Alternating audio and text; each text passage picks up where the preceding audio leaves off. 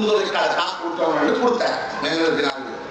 ஆனால் இங்க எங்களுக்கு முன்னால் வரும்போது தென்பகுதி மக்களையும் சிங்களவர்களையும் ஆட்சியாளர்களையும் பாதுகாவலமாக கலைப்படும். ஆனால் அப்புறமா போனால் அங்கு சென்று கிரிக்கெட் விளையாடுவதும் வேறு ஆடம்பரமான வாழ்க்கையை வாழ்வதுதான் நம்முடைய.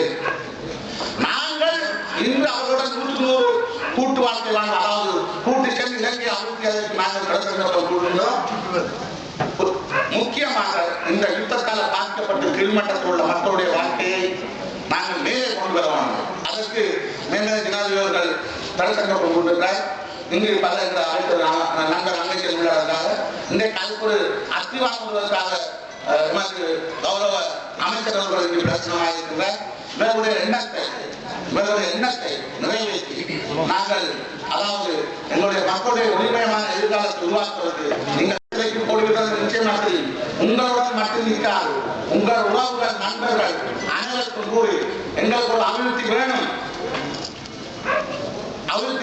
ஆகவே இவர்களை நம்பி திருப்ப சொல்வார்கள். நாங்கள் போராட்டம் நடத்த போகிறோம், போராட்டம் நடத்தோம்னு சொல்லி நாங்களோட குடும்பத்தை முழுக்கப்படினார்.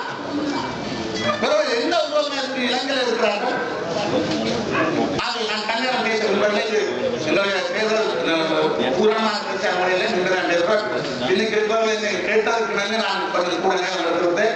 ஆகவே இன்று எம்மை வளர்ச்சி அடைவதற்கு, எம்மை மேலே கொண்டு வருவதற்கு, ஒரு நல்லெண்ணத்தை வெளிப்படுத்துவதற்கு ஒரு உத்தியோகபூர்வ விஜயத்தை மேற்கொண்டுள்ள எமது கௌரவ அமைச்சர் சுசில் பிரேமஜெயந்த் அவர்களுக்கு இந்த யாழ்ப்பாணத்தில் நான் உரையாற்றுகிறேன் என்றால், கடந்த காலங்களிலே யாழ் மாவட்டத்திலே தேக்க நிலையில் இருந்த பட்டதாரிகளுடைய சங்கத்தின் தலைவராக கடமையாற்றியிருக்கிறேன்.